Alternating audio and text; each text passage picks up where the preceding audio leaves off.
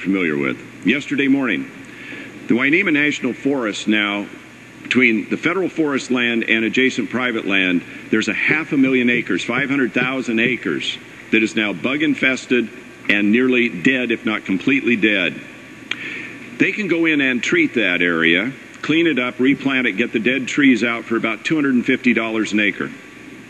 If we wait until it catches on fire, taxpayers will spend $1,500 to $2,000 an acre to fight the fire. Reauthorizing Security County Roads and Schools and the Community Self-Determination Act makes funds available through different titles in the bill to assist those local governments and the Forest Service get in and make our forests less susceptible to catastrophic fire, healthier by removing the dead trees or those that are diseased or bug infested, and get ahead of this and actually be better stewards of our lands. This year, the Federal Forest Service budget spent over half, 52% so far, to fight fire. In that forest alone, they had to take $1 million away from forest treatment efforts to pay for fighting fires elsewhere. So we fall further and further behind. This is not the stewardship of our forests that we should be proud of. It is the lack of stewardship that would cause Theodore Roosevelt to roll over in his grave, the great founder of our nation's forest system. And it doesn't have to happen. It doesn't have to happen. Communities shouldn't be evacuated because of fire threat. Our budgets at the Forest Service shouldn't be exhausted to put out fires. And the biggest economic activity in a rural forested timbered community around these federal lands shouldn't be the making of sandwiches for the firefighters. This has to stop. The gentleman from New York is a co-sponsor of the legislation I'm advocating here. There are other members of the Rules Committee that are co-sponsors of this legislation on both sides of the aisle. This is our opportunity. This is our moment. This is our time. The Senate and the White House support this effort in the legislation sent here by the Senate. If not now, when? Or do you let it all burn? Because that's what's happening out there. Do you put people out of work? You claim you're for family wage jobs, you're killing them in my part of the world. Am I angry about this? You bet I am. This is real life and death stuff. I was at the memorial service for the firefighters who were killed in Northern California. Killed fighting fires.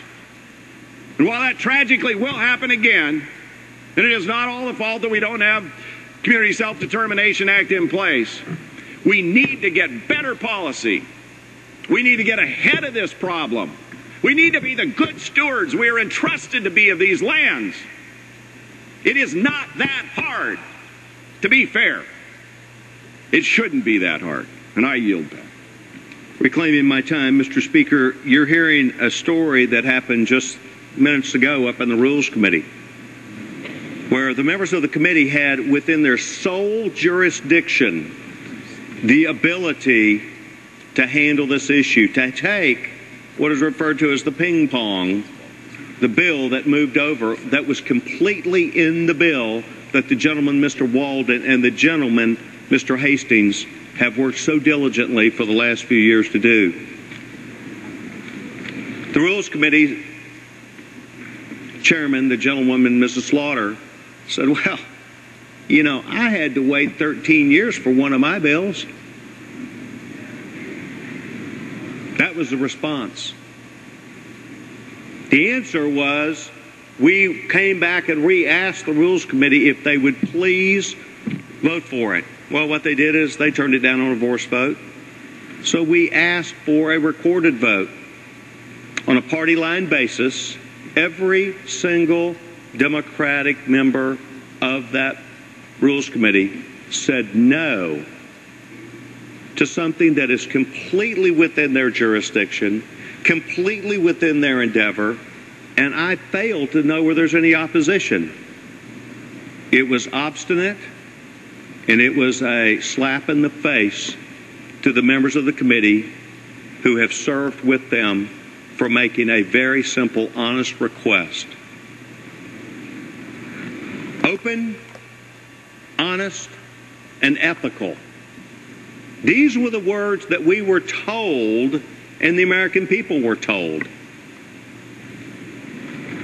Well, the people in these 41 states are going to have to judge that. But they will know. They will know that it was the Rules Committee and the Speaker of this House, not the United States Senate, who voted 93 to 2. It's not the President of the United States who already said he'd sign the bill. It was Rules Committee under the complete jurisdiction of the gentlewoman, Mrs. Slaughter,